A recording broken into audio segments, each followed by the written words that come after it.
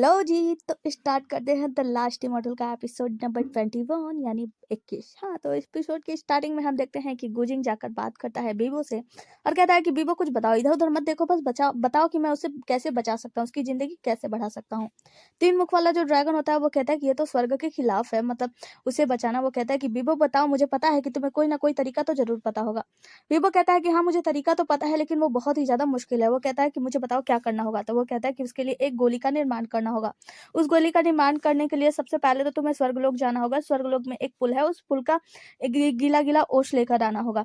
दूसरी चीज़, तुम्हें मोर वंश में जाना होगा। मोर वंश में एक ऐसा पंख है, जो वो लोग अपने सर पे धारण करते हैं। उस मोर पंख को लेकर आना होगा तुम्हें, मतलब एक ऐसा मुकुट है, उसे लेकर आना होगा। तीसरी चीज़, तुम दानव लोक में जाओगे और दानव लोक में उनके पास एक घास है, जो कि आत्मा को सोखने वाली घास है। तुम उस घास को लेकर आओगे। उन तीनों चीज़ों को मिलाकर वो दवाई बनाई जाएगी, मतलब वो जो गोली है वो बनाई जाएगी और वो जब ईन को दिया जाएगा तो ईन की शक्तियाँ जो है वो बढ़ जाएँगी, मतलब उसका जीवन काल बढ़ जाएगा। पहले के जनसंघलन जानवरों का जीवन काल बढ़ाने के लिए यही सब कुछ किया जाता था, इसीलिए जनसंघलन जानवरों को हमेशा के लिए समाप्त कर दिया गया, ताकि और भी लोगों को परेशानी ना हो पाए। बहुत सारे लोग थे जो इसके वजह से परेशान हुआ करते थे। जनसंघलन लोगों का, जानवरों का जो जीवन काल था वो बढ़ जाता था, लेकिन बाकी लोगों के लिए बहुत ही ज़्यादा परेशानी हुई करती थी, क्योंकि एक ऐसा पक्षी जिसका जीवन का आखिरी हिस्सा भी उसे दिया जाता था। ये सब सुनते ही जो गुजिंग होता है ना, वो कहता है कि ठीक है, मैं जा रहा हूँ, जल्दी लेकर आता हूँ और तुम तैयारी करो, और वहाँ से तुरंत उड़ के चला जाता है। इसके पहले कि बीबो कुछ बोलता है, गुजिंग कुछ सुनता नहीं है और तुरंत भाग अगले जाता है सीन में हम राजा लैंगफेंग को देखते हैं। राजा लैंगफेंग जो होता है वो राजकुमारी हुआशु को एक पत्र देते हुए कहते हैं कि ये हमारे शादी का निमंत्रण पत्र है और 1 महीने बाद हमारी शादी है। हुआशु बहुत ज़्यादा खुश हो जाती है और बैठ के वो पत्र-वत्र देख रही होती है, तो उसके पिताजी आते हैं, मतलब मोर राजा, और कहते हैं कि तुम ये क्या कर रही हो? क्या तुम सच में लैंगफेंग से शादी करने वाली हो? वो कहती है कि हाँ, आज तक मैंने जो कुछ भी किया वो हमारे मोर वंश के लिए किया, लेकिन अब मैं अपने दिल के लिए वो जो कुछ भी करना चाहती हूँ वो करूँगी। मतलब मैं उनसे प्यार करती हूँ, मैं समझ गई हूँ और मैं उससे ही शादी करूँगी। सीन कट होता है और हमें दिखाया जाता है कि जो राजा होते हैं, यानी जो लैंगफैंग होते हैं, वो बैठ के कुछ योगा-वोगा कर रहे होते हैं, तो यहाँ पे गुजिंग आता है और गुजिंग आकर कहता है कि राजा साहब, मुझे आपसे कुछ चाहिए। वो कहते हैं कि हाँ, बताओ क्या चाहिए? वो कहते हैं, मैं आपसे उधार लेना चाहता हूँ कि आपके यहाँ पे जो पुलिया है उस पे जो ओस गिरी रहती है, मैं उस ओस की बूँदों को लेना चाहता हूँ। राजा कहते हैं कि आखिर तुम उस ओस की बूँदों से क्या करोगे? क्योंकि वो बहुत ही ज़्यादा महत्वपूर्ण है, हमारे स्वर्ग के लोग के लिए ये बहुत ही ज़्यादा महत्वपूर्ण है। तो तुम बताओ, तुम मुझसे क्या करना चाहते हो? कुचिंग बताता है कि दरअसल मेरी छोटी बहन इन जो है वो बहुत ज़्यादा बीमार है और शायद जल्दी उसकी मृत्यु हो जाने वाली है। मैं उसकी इसको बचाना चाहता हूँ, उसका जीवन काल बढ़ाना चाहता हूँ, बस इसलिए मुझे वो उसकी बूंदें चाहिए। इतना सुना था कि राजा लैंगफैंग उसे तुरंत दे देते हैं और कहते हैं, ये बोतल में मैंने इकट्ठा किया था, अभी कुछ दिन पहले एक तलवार से हमला हुआ था, उस वक्त मैंने इसे इकट्ठा किया था, और जल्दी से इनको ठीक कर लेना। और हाँ, याद रहे 1 महीने बाद मेरी शादी होने वाली है, तो तुम भी वहाँ पे आमंत्रित हो। तो यहाँ पे जो गुजिंग होता है वो कहता है कि राजकुमारी हुआशु के साथ। तो राजा लैंगफैंग खुशी से बताता है कि हाँ, मैं उसे प्यार करता हूँ और अब हम दोनों शादी करने वाले हैं, तो तुम वहाँ पे जरूर आना, भूलना मत। गुजिंग कहता है कि मैं जरूर आऊंगा और आपके लिए आपको बहुत-बहुत बधाई हो और मैं आपकी शादी में ज़रूर आऊँगा। जिसके बाद से हम देखते हैं कि राजकुमारी हुआशु से मिलता है गुजंग और कहता है कि राजकुमारी हुआशु, मैं आपसे वो आपका पीकॉक वंश का जो मोर मुकुट है वही चाहता हूँ। तो राजकुमारी कहती है, लेकिन आपको पता है कि वो हमारे मोर वंश की धरोहर है, तो मैं आपको ऐसे कैसे दे सकती हूँ आसानी से। गुजंग कहता है, देखिए मैंने आपको छतरी को भी दे दिया था, आत्मा को, मतलब आसमान को ढकने वाली, और मैं इस बार आपको एक वादा देता हूँ और उसके बदले में मैं आपको ये जेट का जो सील है वो मैं देता हूँ, और ये मेरे लिए मैं आपके लिए एक वादा दे रहा हूँ। जब भी आपको ज़रूरत पड़े तो आप अपने इस वचन को मुझसे मांग सकती हैं, जो भी मांगेंगी मैं आपको करने के लिए तैयार हूँ। वो कहती है कि क्या जो भी, तो वो कहता है कि हाँ, क्योंकि मेरी बहन ईन बहुत ज़्यादा बीमार है, मुझे उसे ठीक करने के लिए आपके मोर वंश का मुकुट चाहिए, आप मुझे दे दीजिए, आप बदले में जो चाहेंगे वो दे दूंगा। जिसके बाद से जो हुआशु होती है अपने नौकरानी से कहती है कि जाओ इसके लिए वो मुकुट लेकर आओ, और नौकरानी जाती है, मुकुट लेकर आती है, और राजकुमार जो गुजिंग होता है वो उस मुकुट को लेने के बाद उनको धन्यवाद बोलकर वहां से चला जाता है और उन्हें बधाई भी देता है कि आपकी जल्दी शादी होने वाली है। नौकरानी कहती है कि राजकुमारी हुआशु, बड़ी आसानी से आपने उसे वो मोर मुकुट दे दिया। तो वो कहती है कि हाँ, क्योंकि मैंने अपने प्यार को समझ लिया है और मैं उससे प्यार करती हूँ, उससे शादी कर रही हूँ, और अब मैं चाहती हूँ कि दुनिया में हर कोई अपने प्यार को समझे। वो गुजिंग भी समझ जाएगा जल्दी कि वो इनसे कितना प्यार करता है। जिसके बाद हम देखते हैं गुजिंग जो होता है वो अपना सामान वामान लेकर इनसे मिलने के लिए मदददारी माउंटेन पे आता है और यहाँ पे किंगी से बात करते हुए आ रहा होता है। किंगी बताता है कि उसकी हालत बहुत ही ज्यादा खराब है और दोनों मास्टर जो है, जियान सन और जियान जो, वो दोनों लोग अपनी शक्तियों का पूरा उपयोग कर रहे हैं, लेकिन फिर भी उसकी हालत में बिल्कुल भी सुधार नहीं आया है। गुजिंग कहता है कि मैं जल्दी कुछ करने के लिए आया हूँ, और वो जाता है इनसे मिलने के लिए। बाहर जो होता है होंगी और यांगशॉन उन्हें रोक लेते हैं। होंगी कहता है कि बताओ, क्या तुम कुछ कर किया हो, कुछ मिला तुम्हें, तुम विवो से मिलने गए थे ना, कोई रास्ता मिला? वो कहता है कि हाँ, मुझे रास्ता मिल गया, तो कुछ दवाइयां मैंने इकट्ठी कर लिया, लेकिन एक चीज मुझे तुमसे चाहिए। वो कहता है, बताओ क्या चाहिए? तो वो कहता है कि तुम्हारे दानव लोक में एक ऐसा वो घास है जो कि आत्मा को सोखता है, मुझे आत्मा को सोखने वाली वो घास चाहिए। इतना सुनना था कि होंगी तुरंत उड़ के वहां से चला जाता है आत्मा को सोखने वाली घास लेने के लिए।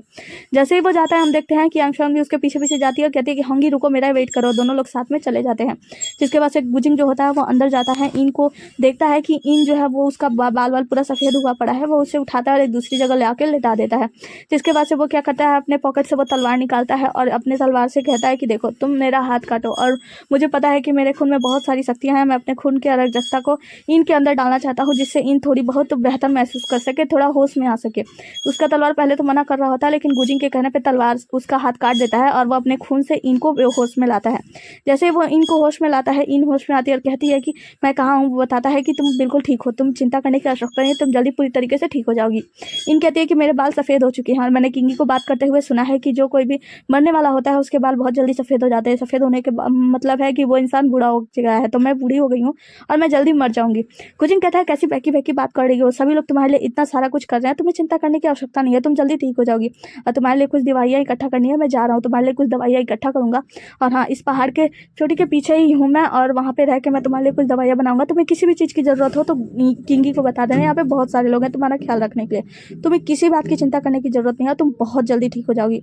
इन कहती है लेकिन तुम तो ठीक हो ना। वो कहता है कि हाँ मैं ठीक हूँ। वो कहती है लेकिन तुम इतने ज़्यादा ऐसे कैसे महसूस हो रहा है, ऐसा लग रहा है जैसे तुम्हारे अंदर शक्तियाँ कम हो गई है। वो कहता है कुछ नहीं, मैं अभी जाता हूँ और मैं जाके अपना प्रैक्टिस करता हूँ, तब तक तुम आराम करो। और जो गुजिंग होता है वहाँ से चला जाता है। इन सोचती है कि आखिर गुजिंग को क्या हुआ, मतलब उसकी हालत इतनी खराब क्यों लग रही है, लेकिन वो कुछ भी मतलब समझ नहीं पाती है। सीन कट होता है और हमें दिखाया जाता है होंगी को। तो होंगी दाना क्षेत्र में आता है और आकर वो आत्मा को सोखने वाली जो भी घास होती है वो उसे उठाकर वहाँ से लेकर जाने लगता है। वो जानता है कि ये दाना लोग की धरोहर है, लेकिन फिर भी उसे रखना नहीं लेकर जाने लगता है। तो यहाँ पे उसकी बुआ आरू आती है, मतलब बुआ मौसी जो भी होती है। आरू वो कहती है कि मैंने कभी सोचा नहीं था कि घर का भेदी लंका ढाएगा, यानी तुम घर में ही चोरी कर रहे हो। वो कहता है कि नहीं ऐसी कोई बात नहीं है, मेरी दोस्त इनको इसकी बहुत ज़्यादा आवश्यकता है। वो कहती है कि लेकिन मैं तुम्हें ये लेकर जाने नहीं दे सकती क्योंकि मैं यहाँ की राजा हूँ। वो कहती है कि वो कहता है लेकिन आप तो मेरी इकलौती मौसी है ना, आप ऐसा कैसे कर सकती हैं। वो कहती है कि बिल्कुल नहीं, क्योंकि मैं यहाँ की राजा हूँ, मैं यहाँ की धरोहर तुम्हें लेकर नहीं जाने दूंगी। तो होंगी समझाने का प्रयास करता है, लेकिन मौसी जी कहाँ मानने वाली हैं, और वो जो होती है वो उसके ऊपर हमला कर देती है। होंगी कहता है कि आखिर आप चाहती क्या है मौसी जी, आखिर आप ऐसा क्यों कर रही हैं। वो कहती है कि ठीक है, अगर ऐसी बात है तो एक काम करो, आज से तुम्हारा मेरा मतलब फॉक्स क्लेन से तुम्हारा कोई भी रिश्ता नहीं रहेगा। मैंने तुम्हें जो ब्रेसलेट दिया था उस ब्रेसलेट को तोड़ दो। वो कहता है कि ऐसी बात है तो बताइए मुझे उसे कैसे तोड़ना है। वो कहती है अपनी आंतरिक शक्ति को लगाओ और उस ब्रेसलेट को तोड़ दो। तुम्हारा आज के बाद से फॉक्स क्लेन से कोई लेना देना नहीं होगा, ना मेरा तुमसे कोई भी रिश्ता होगा। तुम अगर ये घास को ले जाना चाहते हो तो ले जाओ, लेकिन इतना करके जाओ। होंगी क्षण भी नहीं लगाता, उस ब्रेसलेट को अपनी आत्मिक शक्ति से तोड़ देता है और बहुत ही ज्यादा वो हो जाता है, मतलब शक्तिहीन हो जाता है, बहुत कम शक्तियां बच जाती है उसके अंदर। कहता है कि अब मैंने आपका काम कर दिया, अब मुझे ये जाने दीजिए। तो वो कहता है कि मूक विनाशक यंत्र जो है वो मेरे पिता की है, मैं वो यंत्र भी ले जा रहा हूँ। उसे लेता है, वहां से निकलने लगता है। होंगी जब वहां से जाने लगता है तो उसकी मौसी जी यानी आरवो जो होती है वो कुछ काली शक्तियां उसके पीछे भेज देती हैं। होंगी को कुछ एहसास तो होता है, लेकिन वो कुछ भी कर नहीं पाता और वहां से निकल जाता है। अब मौसी जी जो है आईने की तरफ देखती हैं और आईने में रियल वाली मौसी जो होती है वो दिखती है। वो बहुत ज्यादा उदास होती है, वो परेशान हो रही होती है अपने भतीजे के लिए, भांजे के लिए।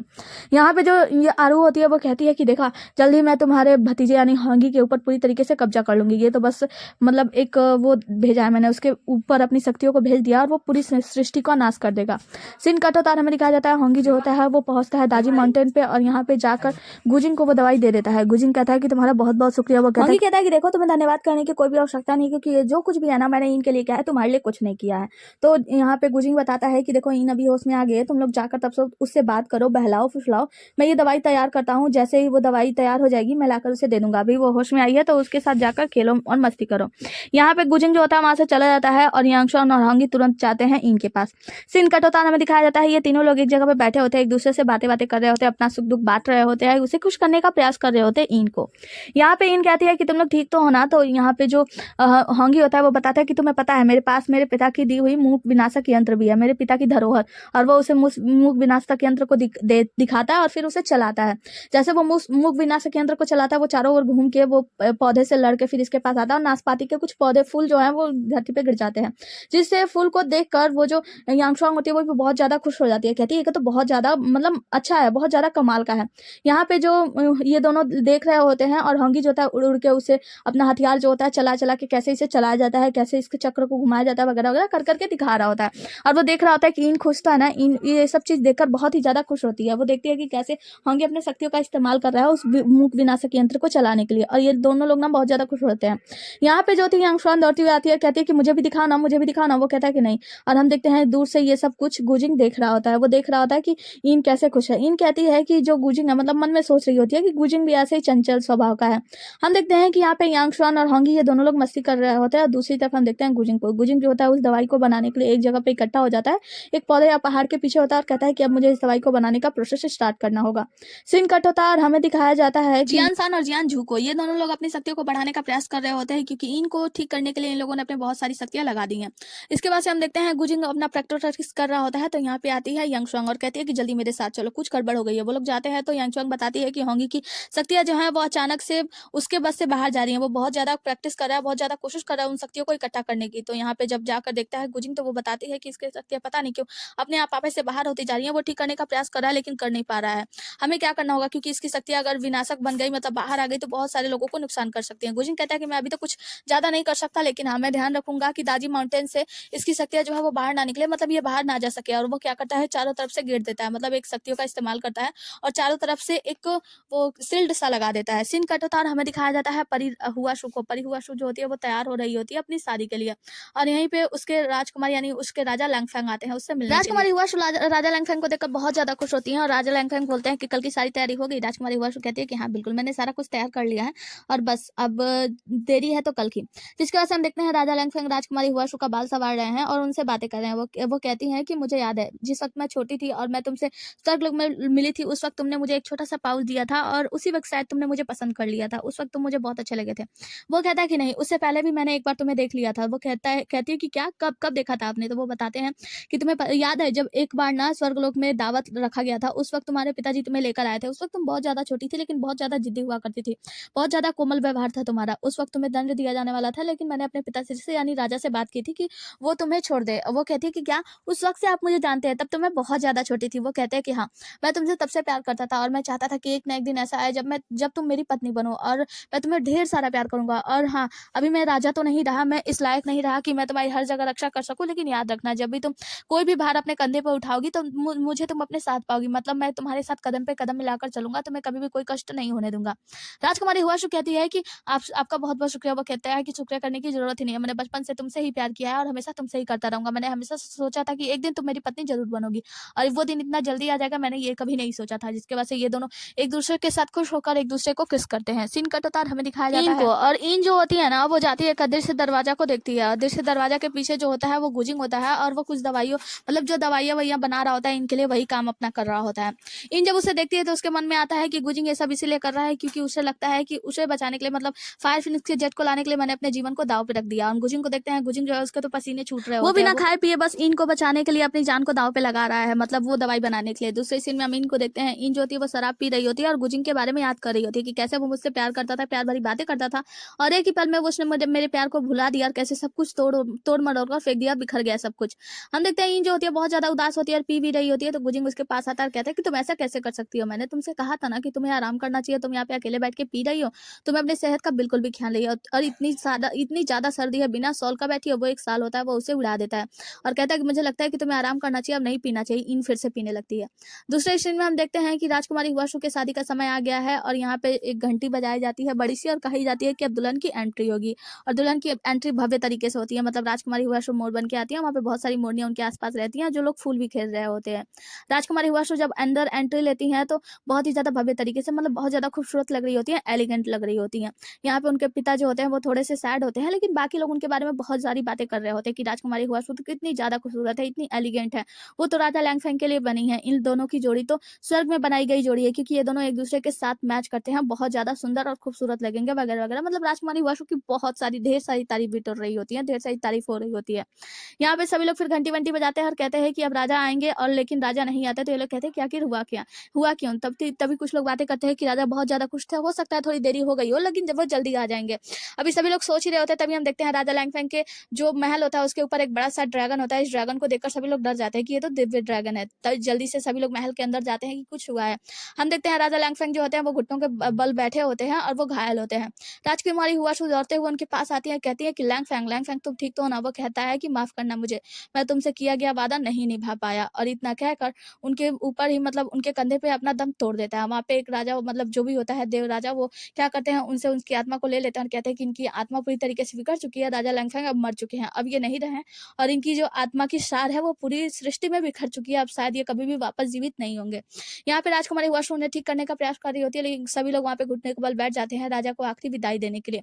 राजकुमारी हुआशु जोर जोर से चिल्ला चिल्ला कर रोने लगती है कहते हैं कि प्लीज कुछ करो, कुछ इन्हें ठीक करने का प्रयास करो। जितने भी देवगढ़ होते हैं उन सभी लोगों से राजकुमारी हुआशु बस हाथ जोड़कर प्रार्थना कर रही होती है कि प्लीज मेरे लैंगफेंग को ठीक करने के लिए कुछ कीजिए। मुझे पता है कि आप लोग देव लोग हैं, आप लोग कुछ ना कुछ कर सकते हैं। एल्डर मतलब वहाँ पे जो एल्डर लोग होते हैं उन सभी लोगों से बातें करी होती है। सभी लोग मिलकर कहते हैं कि ठीक है, हम मिरर से प्रयास करते हैं, वो मिरर जो यंत्र होता है उससे प्रयास करते हैं, लेकिन वो ठीक कर नहीं पाता। ये लोग बातें कर रहे होते हैं कि आखिर राजा पे इतना भयानक हमला हुआ कैसे है, क्योंकि ये हमला जो है वो बहुत ही ज्यादा भयानक है। सभी लोग अपना प्रयास करना बंद कर देते हैं, लेकिन राजकुमारी हुआशु नहीं, वो उन्हें ठीक करने का पूरा प्रयास कर रही होती है। उनके मुंह से हम देखते हैं खून आने लगता है। जब हुआशु के मुख से खून आने लगता है तो उनके पिताजी जो होते हैं उस प्रयास को तोड़ देते हैं और राजकुमारी हुआशु रोने लगते हैं। कहती है कि लैंगफेंग होश में आ जाओ, तुम ऐसा कैसे कर सकते हो, तुमने वादा किया था, तुम्हें याद है आज का कौन सा दिन है, आज हम लोग शादी करने वाले थे। अब यहाँ पे जो शादी का माहौल होता है वो हट कर शोक में बदल जाता है, जिसके बाद से हमें दिखाया जाता है राजकुमारी हुआशु और बाकी सभी देवगढ़ होते हैं और यहाँ पे इनके राजा को मतलब जो मर चुके हैं लैंगफेंग, उन्हें एक जगह लिटाया गया होता है। वो लोग कहते हैं कि राजा लैंगफेंग मर चुके हैं, अब हम लोगों को बस ये पता लगाना है कि आखिर उनकी हत्या किसने की है। राजकुमारी हुआशु कहती हैं कि इस महल में कौन कौन राजा के साथ शामिल था, वो सभी लोग यहाँ पर आकर सच्चाई बताए। सभी लोग सामने आते हैं और कहते हैं कि माफ कीजिएगा, हम सभी लोग महल के अंदर ही थे, लेकिन राजा साहब ने कहा कुछ वक्त के लिए ये महल खाली कर दिया जाए और हम सभी लोग बाहर चले गए, इसीलिए हम लोगों को किसी को कुछ भी पता नहीं है। ये लोग कहते हैं कि हमारे पास जो मिरर है उससे हम लोग कुछ ना कुछ पता लगा सकते हैं। मिरर का उपयोग किया जाता है जिससे हमें एक दृश्य दिखाया जाता है और हमें दिखाया जाता है कि राजा लैंगफेंग जो है वो महल में अकेले थे, तभी ये काली परछाई ने उनके ऊपर हमला किया था। राजा लैंगफेंग ने उनसे लड़ने का पूरा प्रयास किया और सभी लोग ये सारी चीजें देख रहे होते हैं। राजा लैंगफेंग जो है उनसे लड़ने का प्रयास कर रहे होते हैं, लेकिन वो जो काली शक्ति होती है या काला धुआं जो भी होता है वो राजा लैंगफेंग के ऊपर हमला कर रहा होता है। राजा लैंगफेंग उससे मतलब उसे रोकने का पूरा प्रयास कर रहे होते हैं। तभी हम देखते हैं कि जो काली परछाई होती है ना उसके 9 पूंछ आते हैं, मतलब लोमड़ी की तरह 9 पूंछ इसकी आती है और राजा लैंगफेंग को भेद कर वहां से चली जाती है और वो लोमड़ी के 9 पूंछ वहां से गायब हो जाते हैं। अब सभी लोग कहते हैं कि ये लोमड़ी लोग का मतलब वो जो है 9 पूंछ है। और उसके बाद से राजकुमारी हुआशु जो होती है अपने शक्तियों से उनके घाव का देखती हैं तो कहती है ये तो मुख विनाशक यंत्र है, यानी कि आरुओ के पास वो मुख विनाशक यंत्र है और उसके 9-10 पूंछ भी हैं, तो वही ऐसा कर सकती है। सीन कट होता है और एपिसोड भी यहीं पे समाप्त होता है। मिलते हैं अगले एपिसोड में, तब तक के लिए बने रहिए हमारे साथ। Tata tata bye bye, take care. और हाँ, हमारे घर के बगल में एक बड़ी मम्मी है ना, उनकी डेथ हो गई है, इसी वजह से थोड़ा वीडियो बनाने में लेट हो रहा है, उसके लिए सॉरी। Bye bye. सुनो सुनो सुनो सुनो, अभी तक देख रहे हो तो वीडियो को लाइक भी कर दो। Okay bye bye.